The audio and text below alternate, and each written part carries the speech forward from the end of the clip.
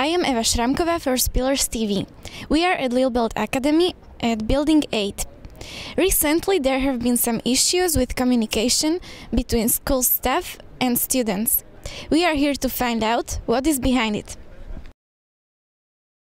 And have you ever been late to school because of this miscommunication?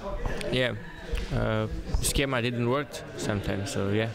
I've heard that some students, basically that showed up yesterday morning at 8:50, and they were pissed off, saying, "Well, you woke me up, and I shouldn't have come before 12 o'clock."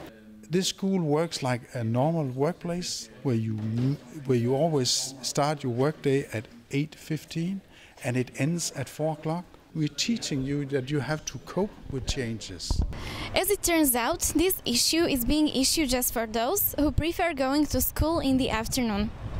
For Spillers TV, Eva Šramkova from Lillebelt Academy.